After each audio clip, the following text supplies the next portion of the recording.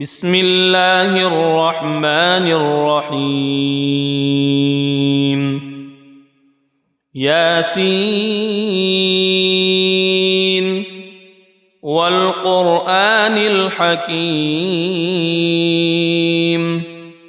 إنك لمن المرسلين على صراط مستقيم تنزيل العزيز الرحيم لتنذر قوما ما أنذر آباؤهم فهم غافلون لقد حق القول على أكثرهم فهم لا يؤمنون إنا جعلنا في أعناقهم أغلالا فهي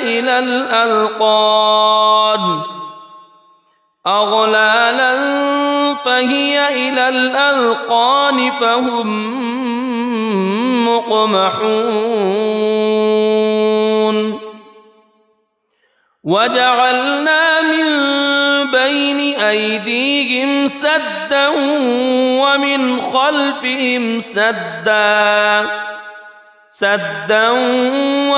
خلفهم سدا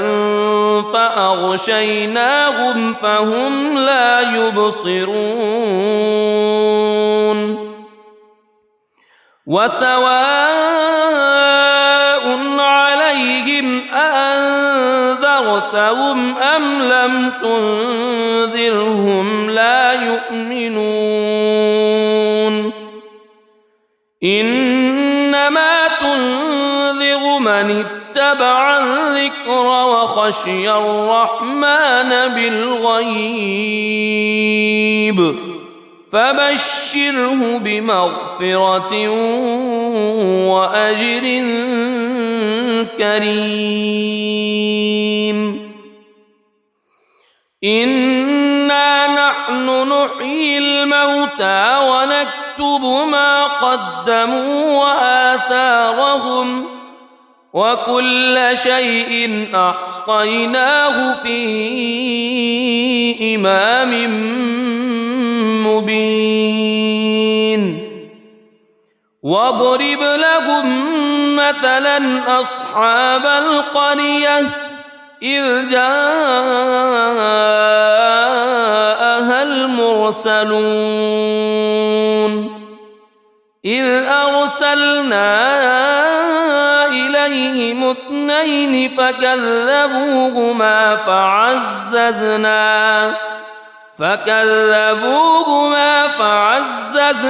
بثالث فقالوا إنا إليكم مرسلون قالوا ما أنتم إلا بشر مثلنا وما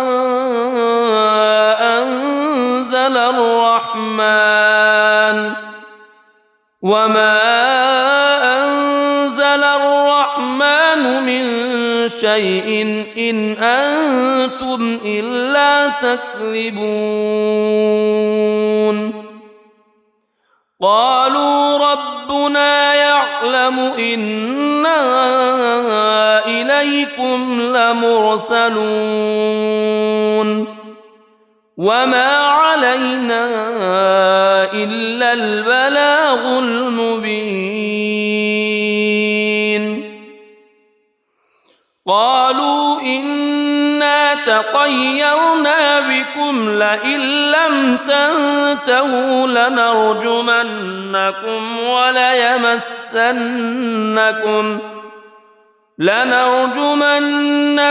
وليمسنكم منا عذاب أليم قالوا طائركم معكم أئن ذكرتم بل أنتم قوم مسرفون وجاء من أقصى المدينة رجل يسعى قال يا قوم اتبعوا المرسلين اتبعوا من لا يسألكم أجرا وهم مهتدون وما لي لا أعبد الذي فطرني وإليه ترجعون أأتخذ من دونه آلهة إن يردني الرحمن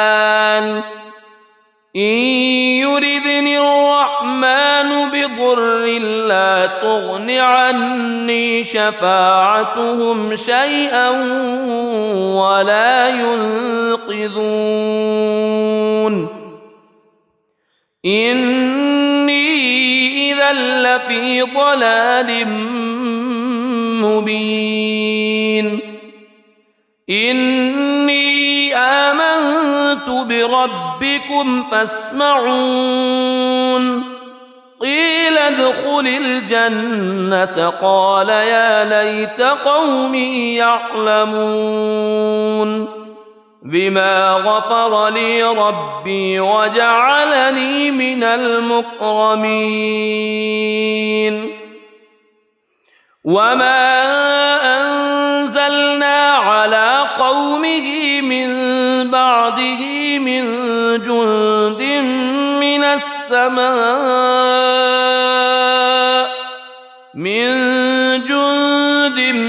من السماء وما كنا منزلين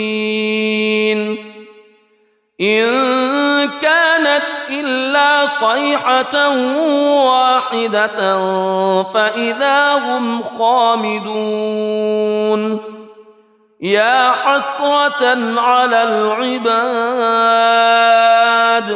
ما يأتيهم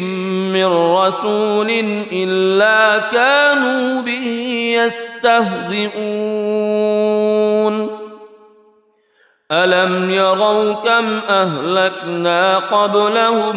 من القرون أنهم إليهم لا يرجعون وإن كل لما جميع لدينا محضرون وآية لهم الأرض الميتة أحييناها وأخرجنا منها حبا فمنه يأكلون وجعلنا فيها جنات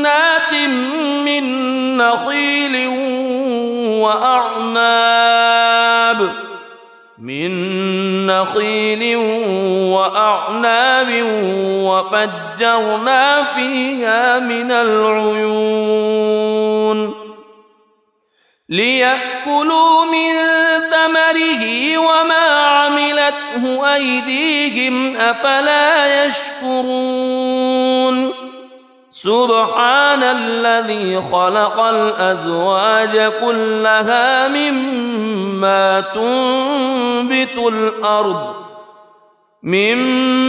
تنبت الأرض ومن أنفسهم ومما لا يعلمون وآية لهم الليل نسلخ منه النهار فإذا هم مظلمون والشمس تجري لمستقر لها ذلك تقدير العزيز العليم والقمر قدرناه منازل حتى عاد كالعرجون القديم لا الشمس ينبغي لها أن تدرك القمر ولا الليل سابق النهار وكل في فلك يسبحون وآية لهم أنا حملنا ذريتهم في الفلك المشحون وخلقنا لهم من مثله ما يركبون وإن نشأ نغرقهم فلا صريخ لهم ولا هم ينقذون إلا رحمة منا ومتاعا إلى حين وإذا قيل لهم اتقوا ما بين أيديكم وما خلفكم لعلكم ترحمون وما تأتيهم من آية من آيات ربهم إلا كانوا عنها معرضين وإذا قيل لهم أنفقوا مما رزقكم الله قال الذين كفروا للذين آمنوا أنطعم من لو يشاء الله أطعمه إن أنتم إلا في ضلال مبين ويقولون متى هذا الوعد إن كنتم صادقين ما ينظرون إلا صيحة واحدة تأخذهم وهم يخصمون فلا يستطيعون توصية ولا إلى أهلهم يرجعون ونفخ في الصور فإذا هم من الأجداث إلى ربهم ينسلون قالوا يا ويلنا من بعثنا من مرقدنا هذا ما وعد الرحمن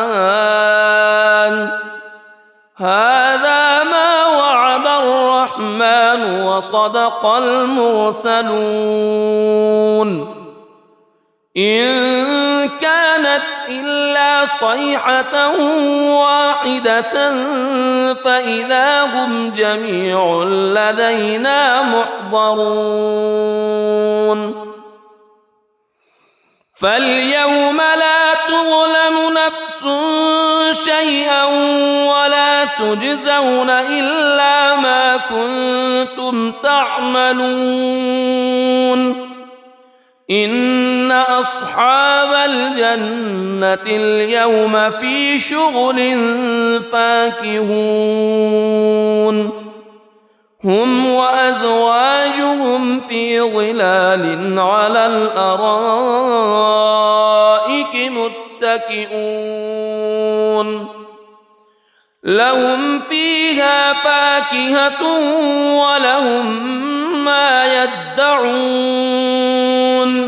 سلام قولا من رب رحيم وامتازوا اليوم أيها المجرمون ألم أعهد إليكم يا بني ألا تعبدوا الشيطان ألم أعهد إليكم يا بني آدم ألا تعبدوا الشيطان إنه لكم عدو مبين وأن اعبدوني هذا صراط مستقيم ولقد أضل منكم جبلا كثيرا أفلم تكونوا تعقلون هذه جهنم التي كنتم توعدون اصلوها اليوم بما كنتم تكفرون اليوم نختم على أفواههم وتكلمنا أيديهم وتشهد أرجلهم بما كانوا يكسبون ولو نشاء لطمسنا على أعينهم فاستبقوا الصراط فأنى يبصرون ولو نشاء لمسخناهم على مكانتهم فما استطاعوا مضيا ولا يرجعون ومن نعمره ننكسه في الخلق أفلا يعقلون وما علمناه الشعر وما ينبغي له إن هو إلا ذكر وقرآن مبين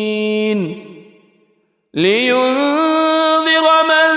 كان حيا ويحق القول على الكافرين أولم يروا أنا خلقنا لهم مما عملت أيدينا أنعاما فهم لها مالكون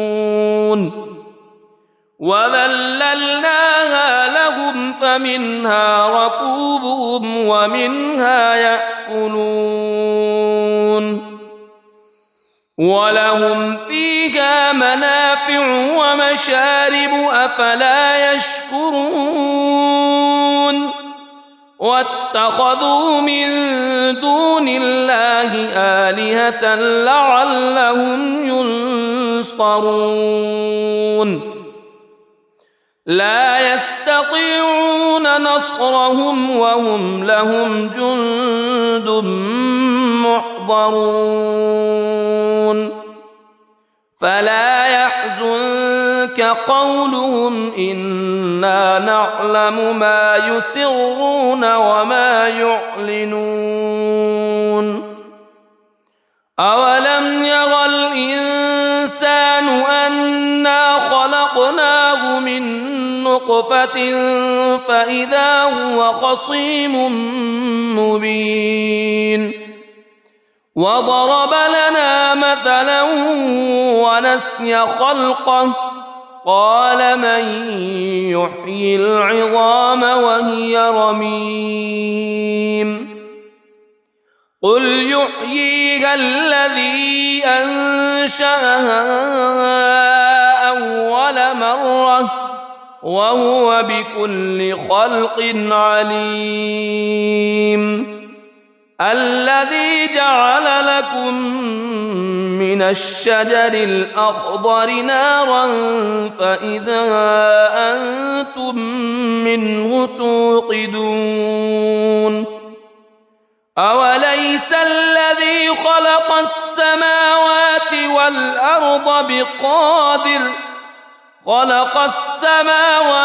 والأرض بقادر على أن يخلق مثلهم بلى وهو الخلاق العليم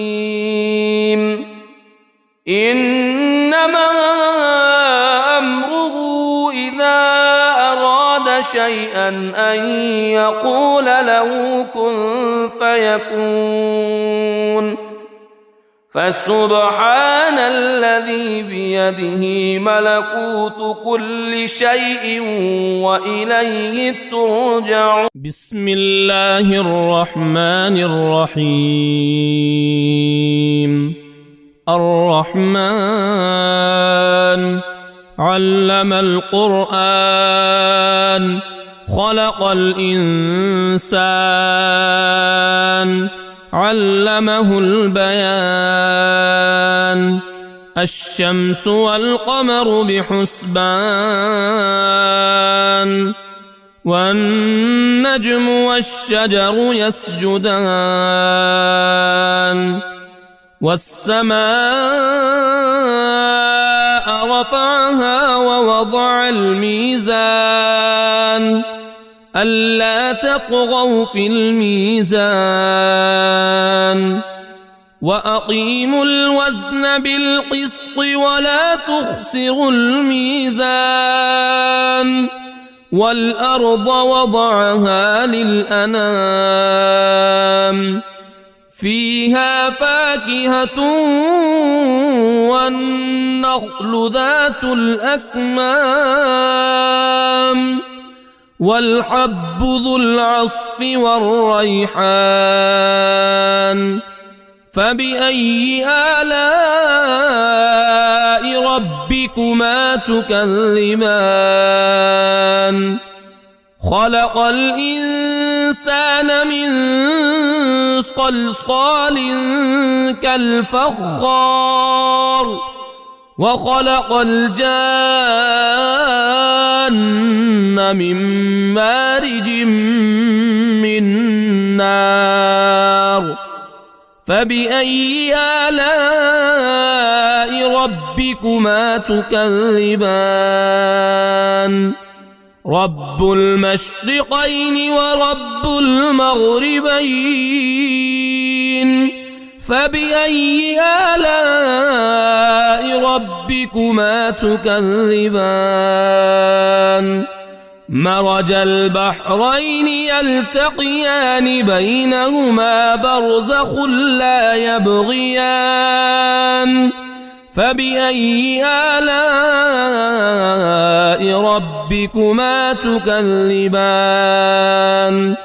يخرج منهما اللؤلؤ والمرجان فبأي آلاء ربكما تكذبان وله الجوار المنشآت في البحر كالأعلام فبأي آلاء ربكما تكذبان كل من عليها فان ويبقى وجه ربك ذو الجلال والإكرام فبأي آلاء ربكما تكذبان يسأله من في السماوات والأرض كل يوم هو في شأن فبأي آلاء ربكما تكذبان سنفرغ لكم أيها الثقلان فبأي آلاء ربكما تكذبان يا معشر الجن والإنس إن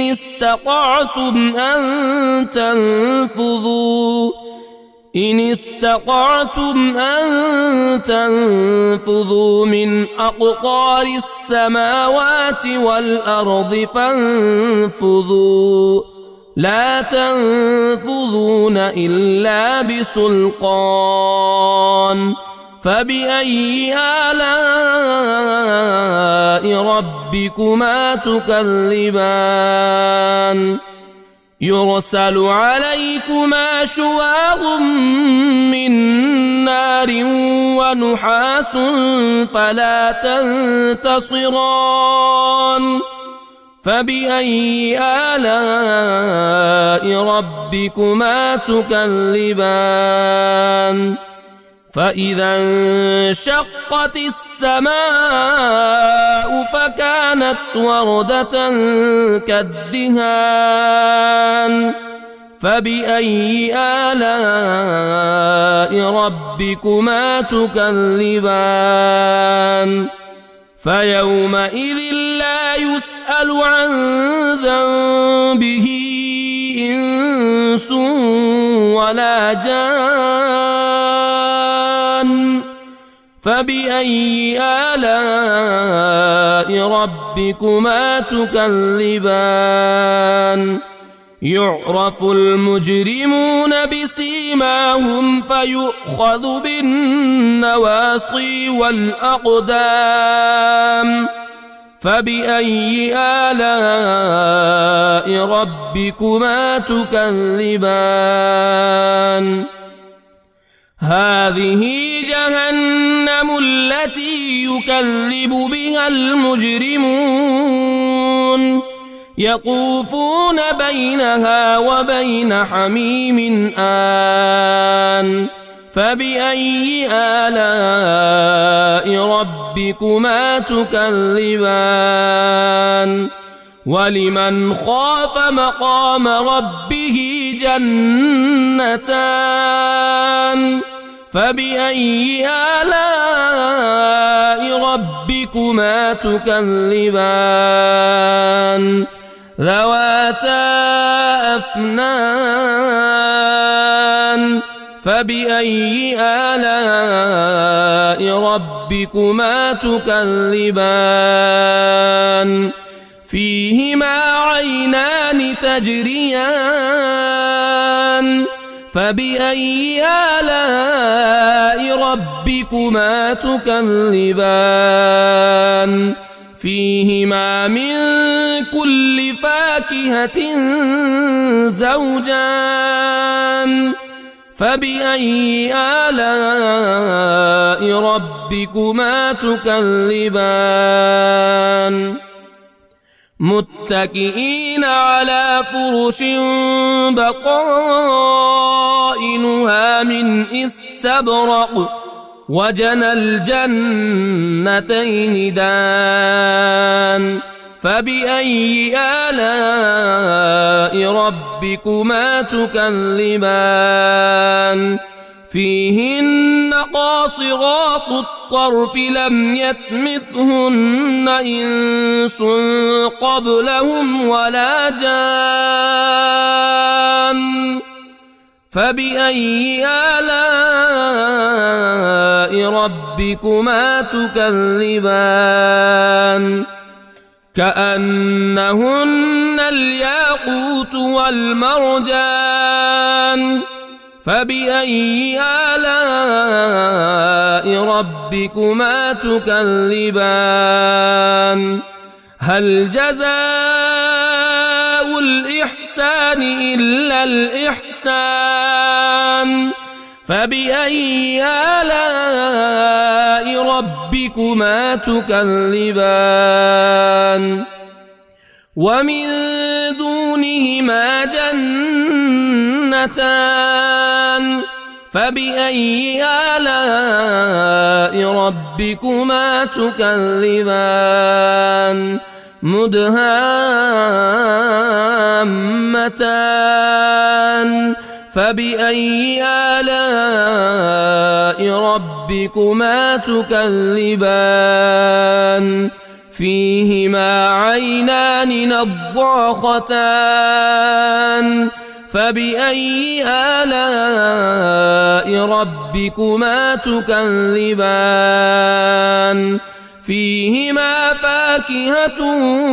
ونخل ورمان فبأي آلاء ربكما تكذبان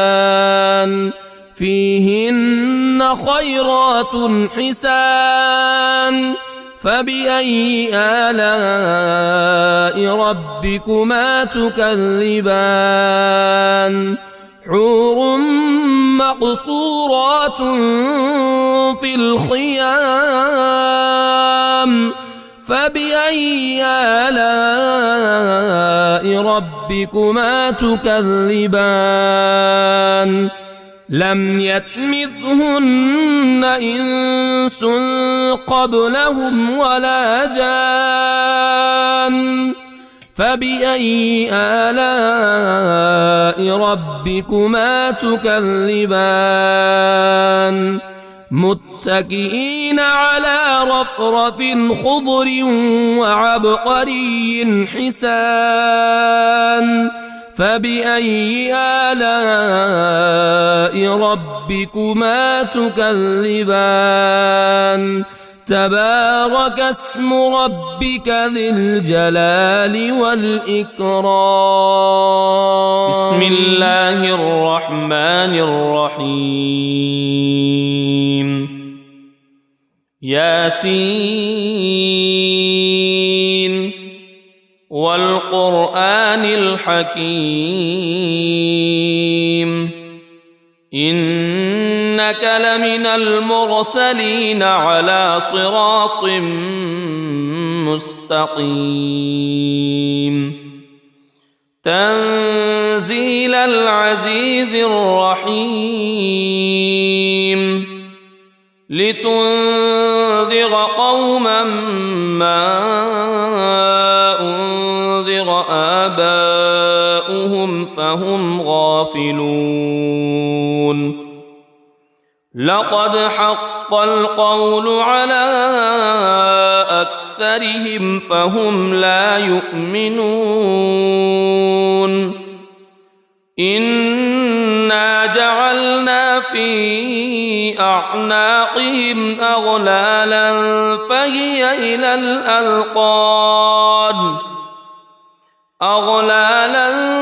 فهي إلى الأذقان فهم مقمحون وجعلنا من بين أيديهم سدا ومن خلفهم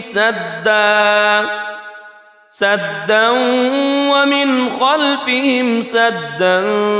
فأغشيناهم فهم لا يبصرون وسواء عليهم أأنذرتهم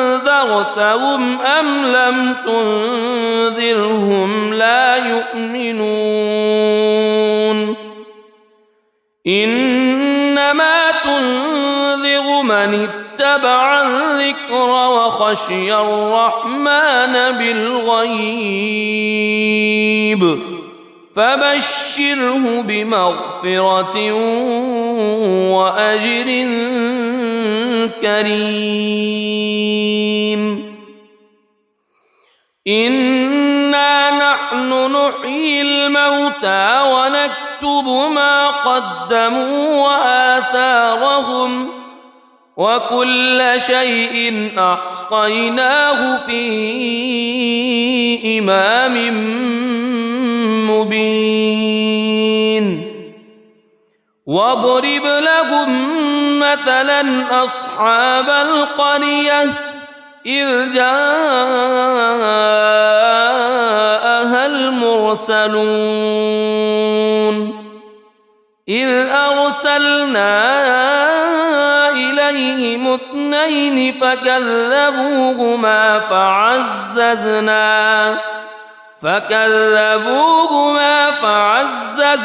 بثالث فقالوا إنا إليكم مرسلون قالوا ما أنتم إلا بشر مثلنا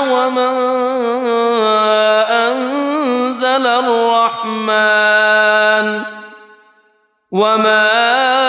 أنزل الرحمن من شيء إن أنتم إلا تكذبون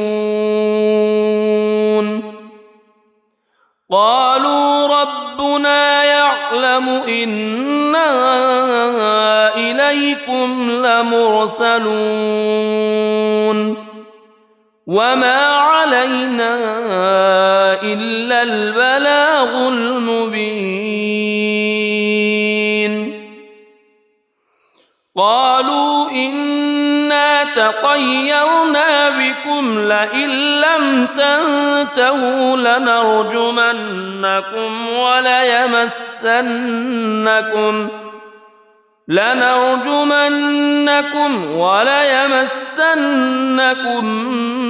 منا عذاب أليم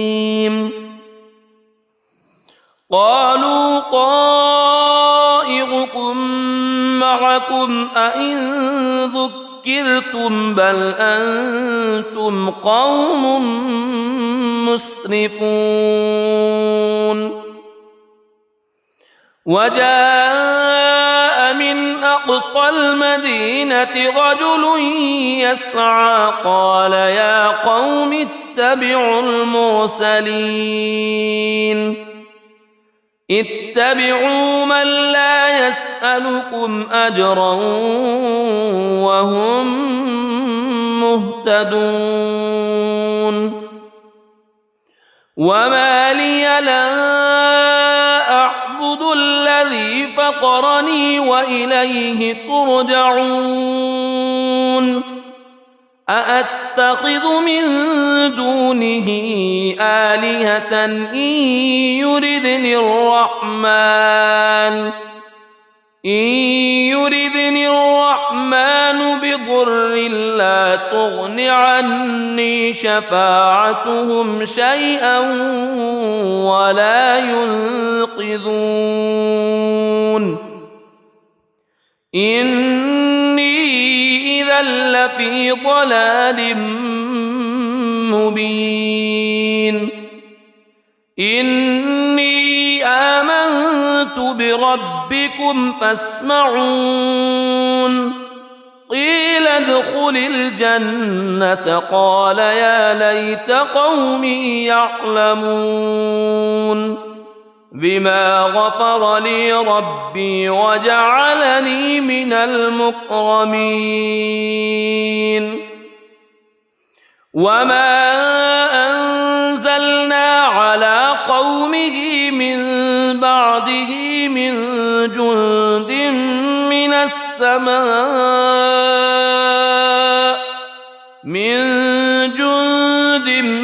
من السماء وما كنا منزلين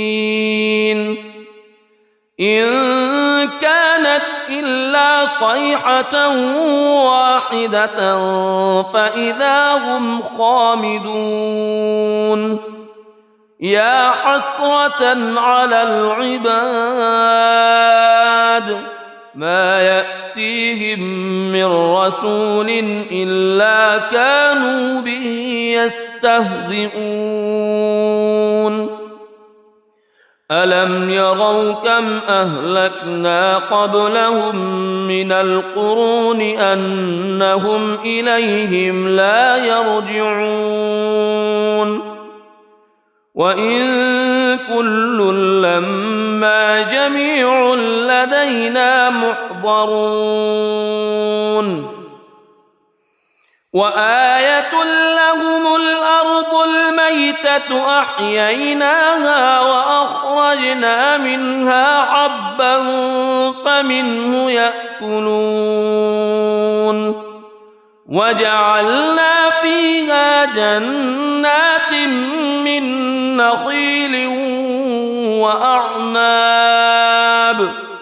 من نخيل وأعناب وفجرنا فيها من العيون ليأكلوا من ثمره وما عملته أيديهم أفلا يشكرون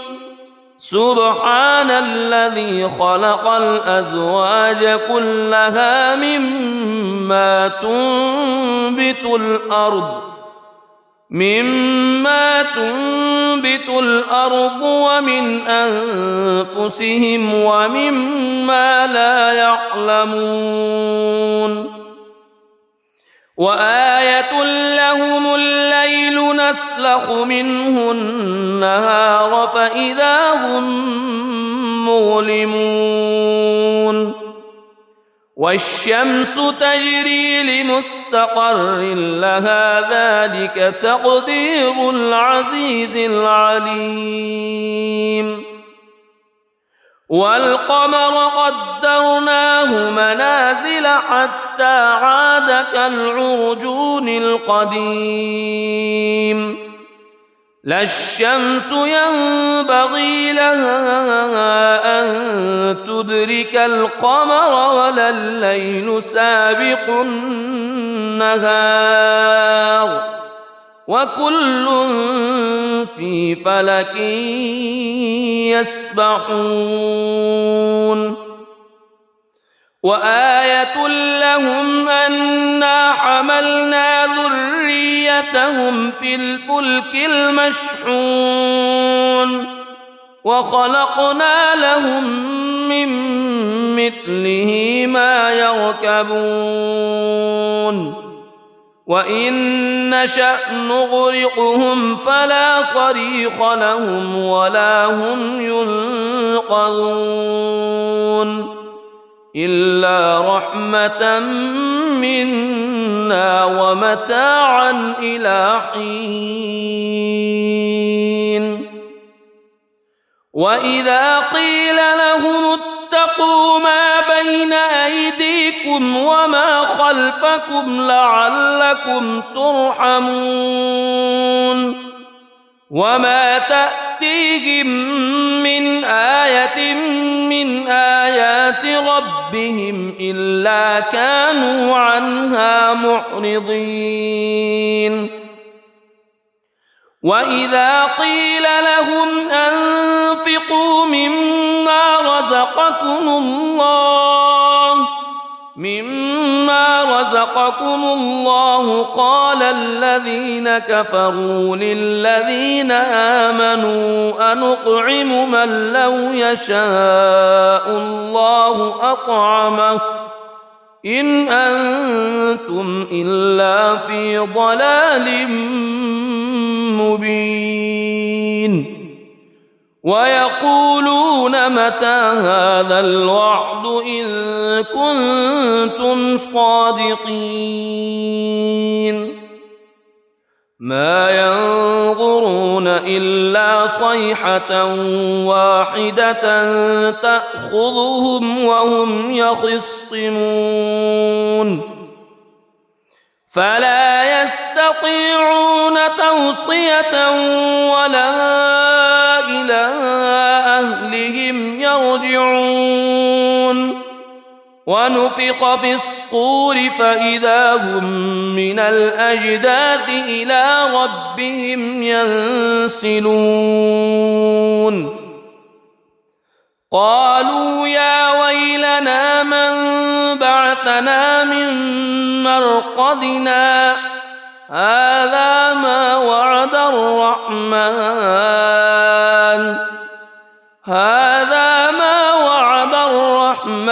وصدق المرسلون إن كانت إلا صيحة واحدة فإذا هم جميع لدينا محضرون فاليوم لا تظلم نفس شيئا ولا تجزون إلا ما كنتم تعملون إن أصحاب الجنة اليوم في شغل فاكهون هم وأزواجهم في ظلال على الأرائك متكئون لهم فيها فاكهة ولهم ما يدعون سلام قولا من رب رحيم وامتازوا اليوم أيها المجرمون ألم أعهد إليكم يا بني ألا تعبدوا الشيطان ألم أعهد إليكم يا بني آدم ألا تعبدوا الشيطان إنه لكم عدو مبين وأن اعبدوني هذا صراط مستقيم ولقد أضل منكم جبلا كثيرا أفلم تكونوا تعقلون هذه جهنم التي كنتم توعدون اصلوها اليوم بما كنتم تكفرون اليوم نختم على أفواههم وتكلمنا أيديهم وتشهد أرجلهم بما كانوا يكسبون ولو نشاء لطمسنا على أعينهم فاستبقوا الصراط فأنى يبصرون ولو نشاء لمسخناهم على مكانتهم فما استطاعوا مضيا ولا يرجعون ومن نعمره ننكسه في الخلق أفلا يعقلون وما علمناه الشعر وما ينبغي له إن هو إلا ذكر وقرآن مبين لينذر من كان حيا ويحق القول على الكافرين أولم يروا أنا خلقنا لهم مما عملت أيدينا أنعاما فهم لها مالكون وذللناها لهم فمنها ركوبهم ومنها يأكلون ولهم فيها منافع ومشارب أفلا يشكرون واتخذوا من دون الله آلهة لعلهم ينصرون لا يستطيعون نصرهم وهم لهم جند محضرون فلا يحزنك قولهم إنا نعلم ما يسرون وما يعلنون أولم ير الإنسان أنا خلقناه من نطفة فإذا هو خصيم مبين وضرب لنا مثلا ونسي خلقه قال من يحيي العظام وهي رميم قل يحييها الذي أنشأها أول مرة وهو بكل خلق عليم الذي جعل لكم من الشجر الأخضر نارا فإذا أنتم منه توقدون أوليس الذي خلق السماوات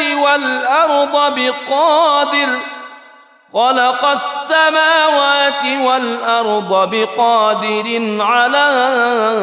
أن يخلق مثلهم بلى وهو الخلاق العليم إنما أمره إذا أراد شيئا أن يقول له كن فيكون فسبحان الذي الذي بيده ملكوت كل شيء وإليه ترجعون. بسم الله الرحمن الرحيم. الرحمن علم القرآن خلق الإنسان علمه البيان. الشمس والقمر بحسبان والنجم والشجر يسجدان. والسماء رفعها ووضع الميزان ألا تطغوا في الميزان وأقيموا الوزن بالقسط ولا تخسروا الميزان. والأرض وضعها للأنام فيها فاكهة والنخل ذات الأكمام والحب ذو العصف والريحان. فبأي آلاء ربكما تكذبان؟ خلق الإنسان من صلصال كالفخار وخلق الجان من مارج من نار. فبأي آلاء ربكما تكذبان؟ رب المشرقين ورب المغربين. فبأي آلاء ربكما تكذبان؟ مرج البحرين يلتقيان بينهما برزخ لا يبغيان. فبأي آلاء ربكما تكذبان؟ يخرج منهما اللؤلؤ والمرجان. فبأي آلاء ربكما تكذبان؟ وله الجوار المنشآت في البحر كالأعلام. فبأي آلاء ربكما تكذبان؟ كل من عليها فان ويبقى وجه ربك ذو الجلال والإكرام. فبأي آلاء ربكما تكذبان؟ يسأله من في السماوات والأرض كل يوم هو في شأن. فبأي آلاء ربكما تكذبان؟ سنفرغ لكم أيها الثقلان. فبأي آلاء ربكما تكذبان؟ يا معشر الجن والإنس إن استطعتم أن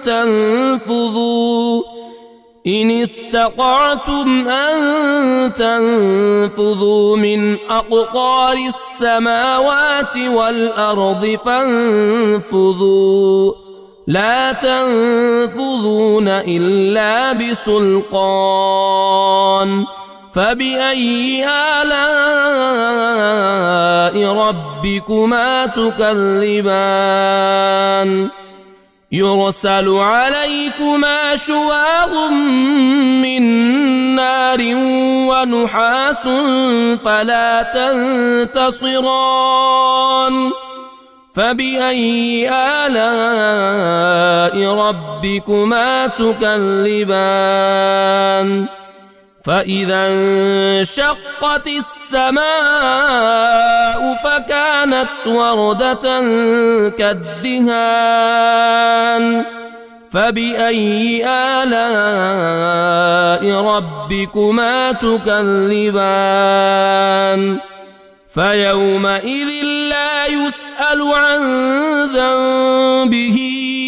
إنس ولا جان فبأي آلاء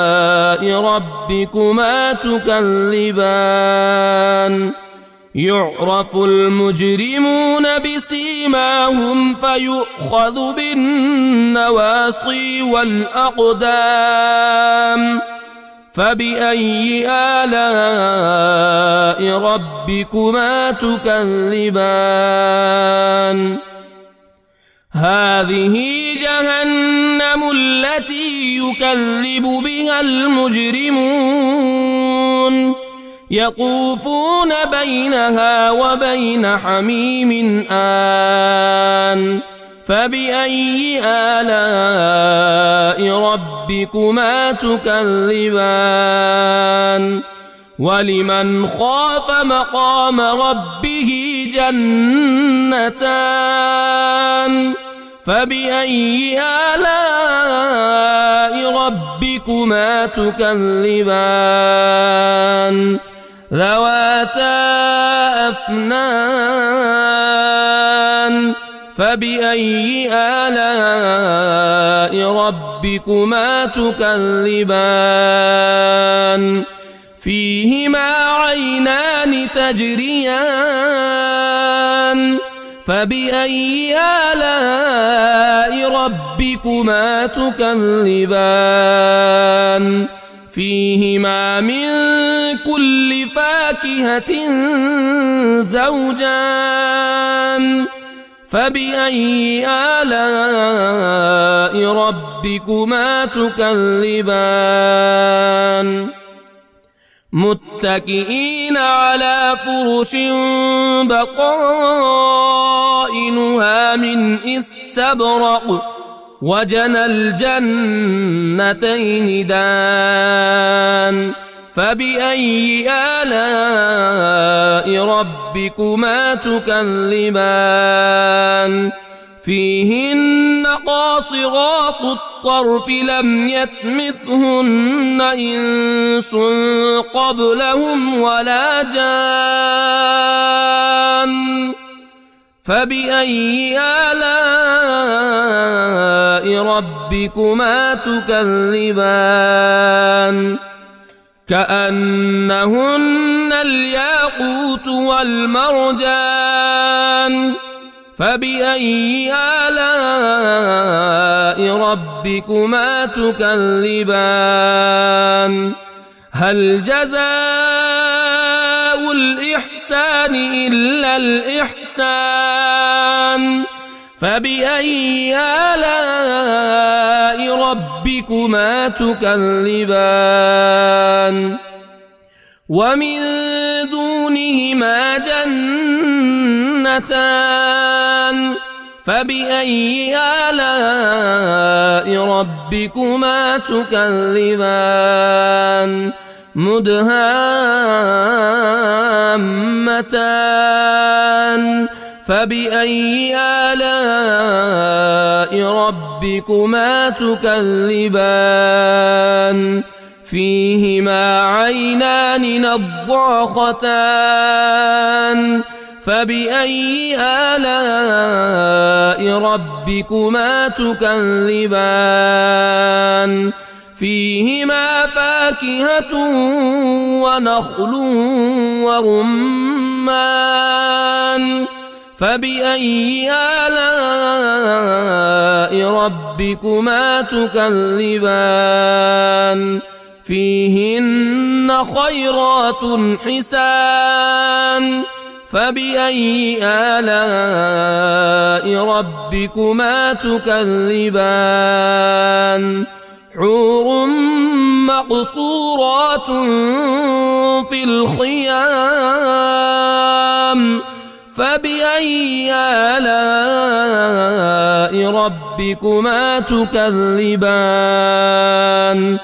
لم يطمثهن إنس قبلهم ولا جان فبأي آلاء ربكما تكذبان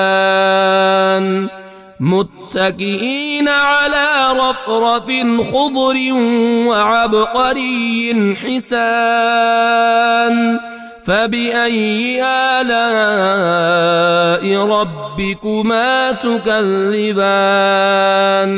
تبارك اسم ربك ذي الجلال والإكرام. بسم الله الرحمن الرحيم. ياسين والقرآن الحكيم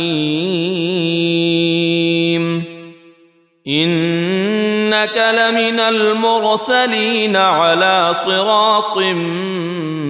مستقيم تنزيل العزيز الرحيم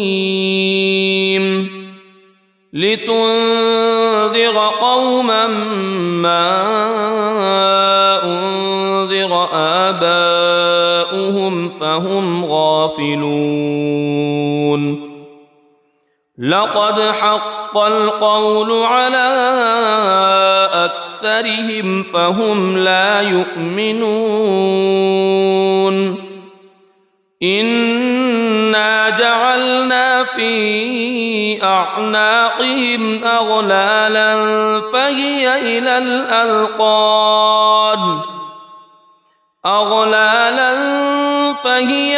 الأذقان فهم مقمحون وجعلنا من بين أيديهم سدا ومن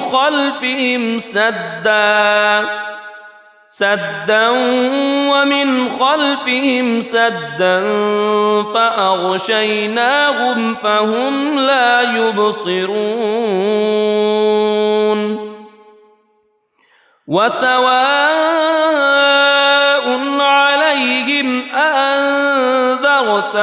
أم لم تنذرهم لا يؤمنون إنما تنذر من اتبع الذكر وخشي الرحمن بالغيب فبشره بمغفرة وأجر كريم إنا نحن نحيي الموتى ونكتب ما قدموا وآثارهم وكل شيء أحصيناه في إمام مبين واضرب لهم مثلا أصحاب القرية إذ جاءها المرسلون إذ أرسلنا إليهم اثنين فكذبوهما فعززنا بثالث فقالوا إنا إليكم مرسلون قالوا ما أنتم إلا بشر مثلنا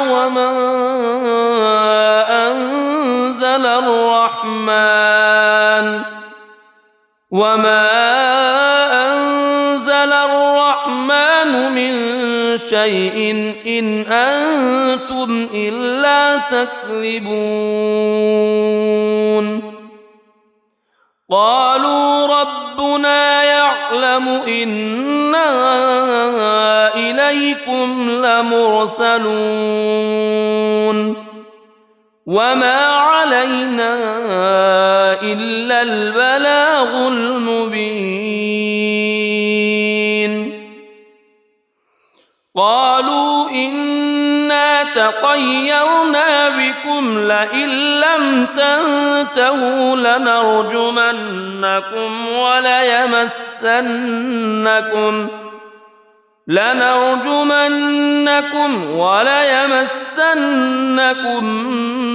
منا عذاب أليم قالوا طائركم معكم أئن ذكرتم بل أنتم قوم مسرفون وجاء من أقصى المدينة رجل يسعى قال يا قوم اتبعوا اتبعوا من لا يسألكم أجرا وهم مهتدون وما لي لا أعبد الذي فطرني وإليه ترجعون أأتخذ من دونه آلهة إن يردني الرحمن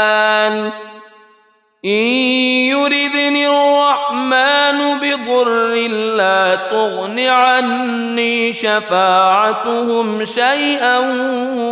ولا ينقذون إني إذا لفي ضلال مبين إني آمنت بربكم فاسمعون قيل ادخل الجنة قال يا ليت قومي يعلمون بما غفر لي ربي وجعلني من المكرمين وما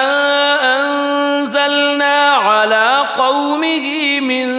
بعده من جند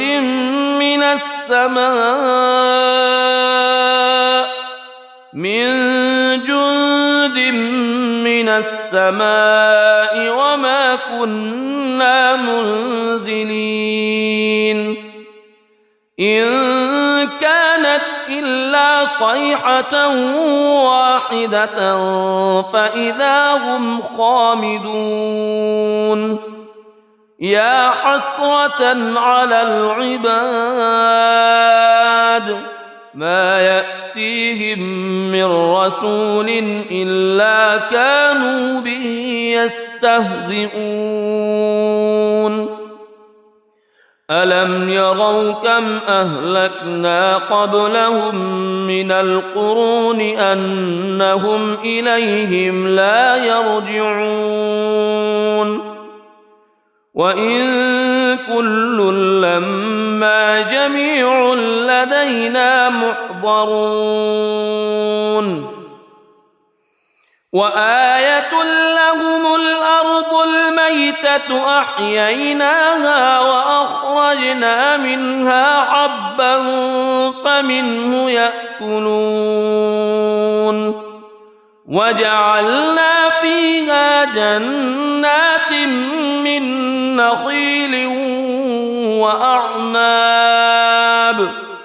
من نخيل وأعناب وفجرنا فيها من العيون ليأكلوا من ثمره وما عملته أيديهم أفلا يشكرون سبحان الذي خلق الأزواج كلها مما تنبت الأرض ومن أنفسهم ومما لا يعلمون وآية لهم الليل نسلخ منه النهار فإذا هم مظلمون والشمس تجري لمستقر لها ذلك تقدير العزيز العليم والقمر قدرناه منازل حتى عاد كالعرجون القديم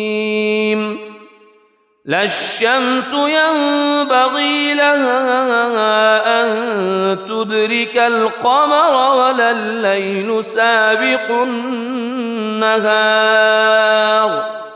وكل في فلك يسبحون وآية لهم أنا حملنا ذريتهم في الفلك المشحون وخلقنا لهم من مثله ما يركبون وإن نشأ نغرقهم فلا صريخ لهم ولا هم ينقذون إلا رحمة منا ومتاعا إلى حين وإذا قيل لهم اتقوا ما بين أيديكم وما خلفكم لعلكم ترحمون وما تأتيهم من آية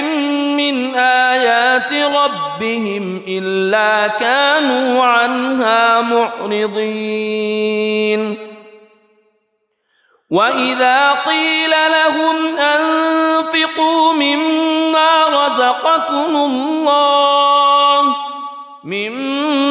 رزقكم الله قال الذين كفروا للذين آمنوا أنطعم من لو يشاء الله أطعمه إن أنتم إلا في ضلال مبين ويقولون متى هذا الوعد إن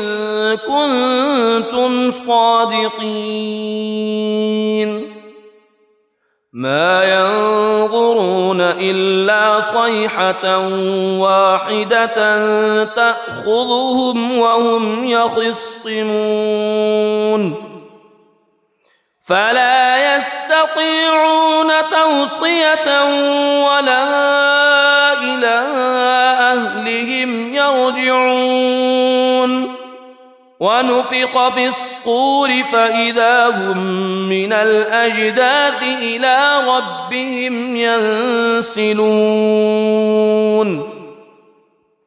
قالوا يا ويلنا من بعثنا من مرقدنا هذا ما وعد الرحمن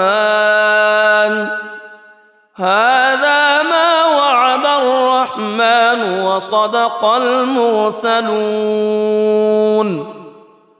إن كانت إلا صيحة واحدة فإذا هم جميع لدينا محضرون فاليوم لا تظلم نفس شيئا ولا تجزون إلا ما كنتم تعملون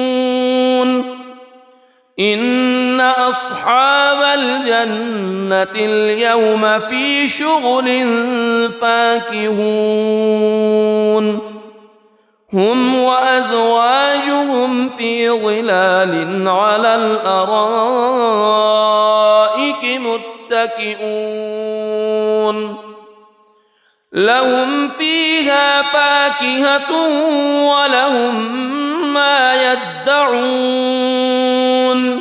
سلام قولا من رب رحيم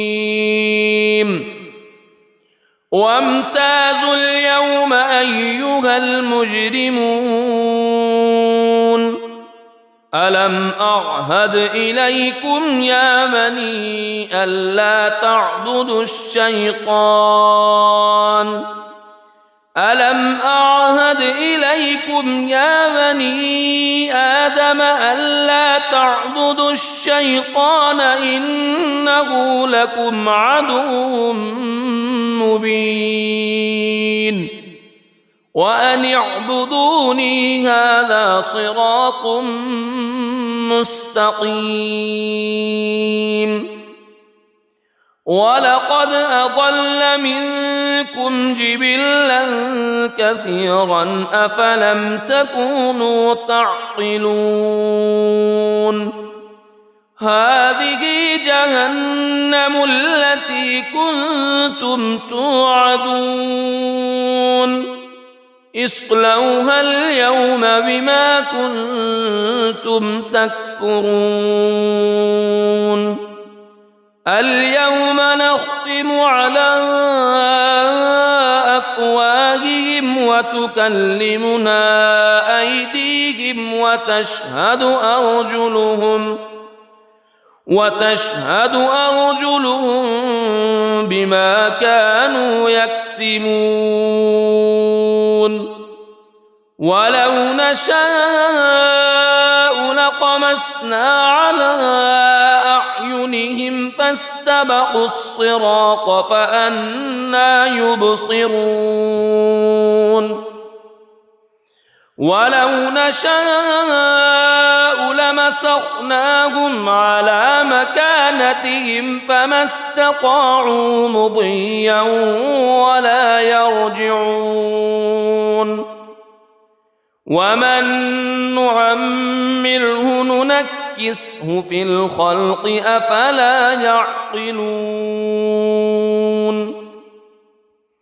وما علمناه الشعر وما ينبغي له إن هو إلا ذكر وقرآن مبين لينذر من كان حيا ويحق القول على الكافرين أولم يروا أنا خلقنا لهم مما عملت أيدينا أنعاما فهم لها مالكون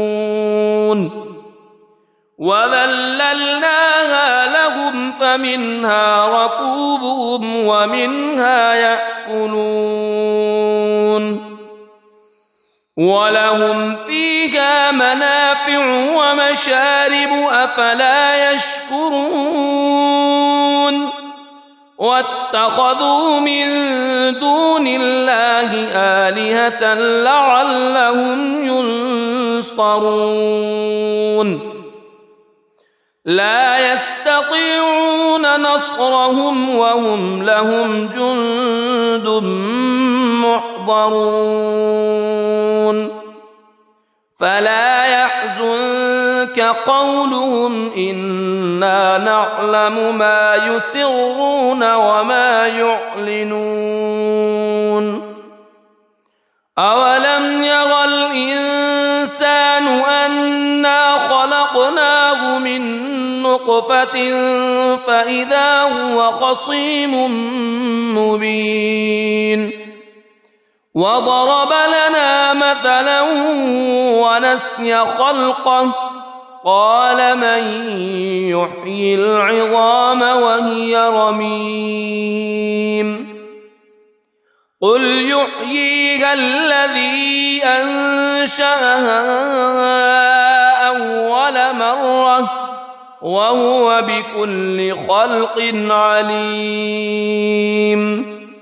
الذي جعل لكم من الشجر الأخضر نارا فإذا أنتم منه توقدون أوليس الذي خلق السماوات والأرض خلق السماوات والأرض بقادر على أن يخلق مثلهم بلى وهو الخلاق العليم إنما أمره إذا أراد شيئا أن يقول له كن فيكون فسبحان الذي بيده ملكوت كل شيء وإليه ترجع. بسم الله الرحمن الرحيم. الرحمن علم القرآن خلق الإنسان علمه البيان الشمس والقمر بحسبان والنجم والشجر يسجدان والسماء رفعها ووضع الميزان ألا تطغوا في الميزان وأقيموا الوزن بالقسط ولا تخسروا الميزان والأرض وضعها للأنام فيها فاكهة والنخل ذات الأكمام والحب ذو العصف والريحان فبأي آلاء ربكما تكذبان خلق الإنسان من صلصال كالفخار وخلق الجان من مارج من نار فبأي آلاء ربكما تكذبان رب المشرقين ورب المغربين فبأي آلاء ربكما تكذبان مرج البحرين يلتقيان بينهما برزخ لا يبغيان فبأي آلاء ربكما تكذبان يخرج منهما اللؤلؤ والمرجان فبأي آلاء ربكما تكذبان وله الجوار المنشآت في البحر كالأعلام فبأي آلاء ربكما تكذبان كل من عليها فان ويبقى وجه ربك ذو الجلال والإكرام فبأي آلاء ربكما تكذبان يسأله من في السماوات والأرض كل يوم هو في شأن فبأي آلاء ربكما تكذبان سنفرغ لكم أيها الثقلان فبأي آلاء ربكما تكذبان يا معشر الجن والإنس إن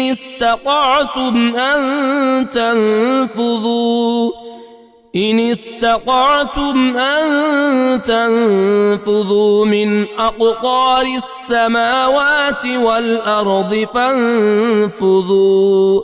لا تنفذون إلا بسلطان فبأي آلاء ربكما تكذبان يرسل عليكما شواظ من نار ونحاس فلا تنتصران فبأي آلاء ربكما تكذبان فإذا انشقت السماء فكانت وردة كالدهان فبأي آلاء ربكما تكذبان فيومئذ لا يسأل عن ذنبه إنس ولا جان فبأي آلاء ربكما تكذبان يعرف المجرمون بسيماهم فيؤخذ بالنواصي والأقدام فبأي آلاء ربكما تكذبان هذه جهنم التي يكذب بها المجرمون يطوفون بينها وبين حميم آن فبأي آلاء ربكما تكذبان ولمن خاف مقام ربه جنتان فبأي آلاء ربكما تكذبان ذواتا أفنان فبأي آلاء ربكما تكذبان فيهما عينان تجريان فبأي آلاء ربكما تكذبان فيهما من كل فاكهة زوجان فبأي آلاء ربكما تكذبان متكئين على فرش بطائنها من استبرق وجنى الجنتين دان فبأي آلاء ربكما تكذبان فيهن قاصرات الطرف لم يطمثهن إنس قبلهم ولا جان فبأي آلاء ربكما تكذبان كأنهن الياقوت والمرجان فبأي آلاء ربكما تكذبان هل جزاء الإحسان إلا الإحسان فبأي آلاء ربكما تكذبان ومن دونهما جنتان فبأي آلاء ربكما تكذبان مدهامتان فبأي آلاء ربكما تكذبان فيهما عينان نضاختان فبأي آلاء ربكما تكذبان فيهما فاكهة ونخل ورمان ورمان فبأي آلاء ربكما تكذبان فيهن خيرات حسان فبأي آلاء ربكما تكذبان حور مقصورات في الخيام فبأي آلاء ربكما تكذبان لم يطمثهن إنس قبلهم ولا جان فبأي آلاء ربكما تكذبان متكئين على رفرف خضر وعبقري حسان فبأي آلاء ربكما تكذبان تبارك اسم ربك ذي الجلال والإكرام.